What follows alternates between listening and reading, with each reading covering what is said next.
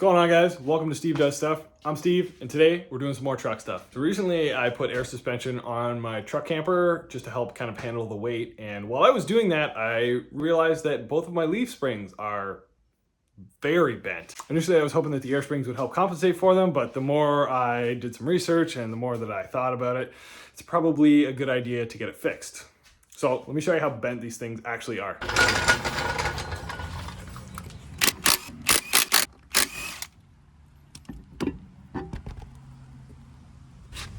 All right, so this is what we're looking at with the bags aired up. This is our passenger side. You can see it's kind of, and then this is driver's side. So let's air the bags down, see what they actually look like. So right now I just have the jack under the diff, so it's loaded. And you can see this is not good. Bag has no more air in it. But this thing starts, comes back up, and then settles back down. Bag is looking great, but leaf springs not looking good. I don't think any of them are broken. This one's a little rusty down here, but they're definitely bent. This might be difficult to see, but the driver's side is way past bent. It starts, it goes back up. I'll show you the difference between the bump stops here. This is not scientific, but we've got about a 2.5 finger gap versus a 3 to 3.5 finger gap. Not good. So now that I've confirmed that these are definitely bent, I went online and started to look around for solutions for them. Apparently bent leaf springs are a pretty common problem with the second generation Canyon and Colorados.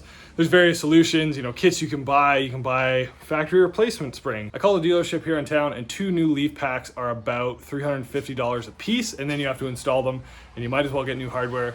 So it's gonna be about $900 with tax, which if you're gonna buy OEM replacement ones, they're just gonna bend anyway. Instead of going aftermarket, instead of going to a dealership for direct replacements, I phoned a heavy duty truck spring shop and just said, hey, I got bent leaf springs in my pickup truck.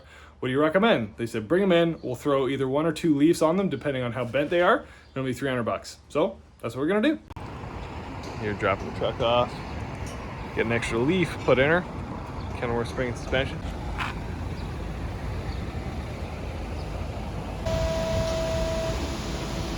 So we're back from the shop. I didn't really film too much there just because I actually ended up having to leave the truck there for most of the day and go home and keep working. So it wasn't as quick as I thought, but truck is back. Let me show you guys what they actually ended up doing for this. So I was taking a look at this and we have added an extra leaf here, which has given it back some of the leafy, springy goodness. So where it was basically just 4 leaf packs before, it is 5. So the business end right there, that guy is the new leaf. And it has provided a lot more ride height. This extra leaf has really straightened out the passenger side. Before I was 4 fingers, now I am much more than that. I would say call it 4 fingers and a thumb. There's also 0 pressure in this bag. Here on the driver's side, it's still a little lower, so it's got that sag, but it has straightened things out dramatically. Getting that extra leaf in there, none of these were broken or anything like that, has been a huge help. So as I'm sitting here looking at this, we replaced our second biggest leaf here. We reused the factory carriage bolts by the looks of it. But the one thing I did notice is now that this is a thicker leaf pack, the shop had replaced both the bolts that actually hold the air springs in place. All these guys are nice and tight. There was, looks like enough thread to keep these things on. I will definitely be watching these as we kind of go across the country.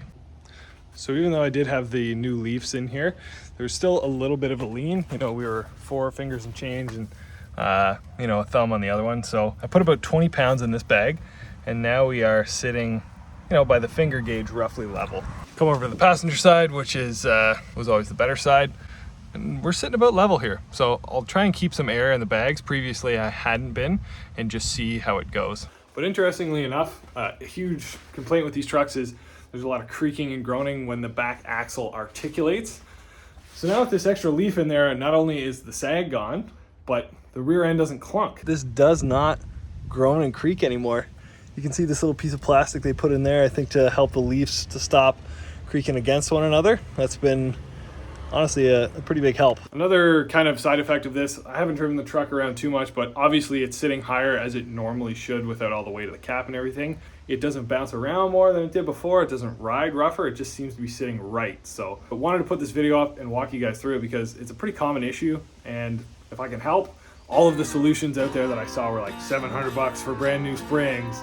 OEM ones were $700. Aftermarket ones were more than that. All that stuff. So this was $300. It's super easy. I have to assume any like local spring shop can do it that does heavy trucks. But thanks very much for watching, guys. See you next time.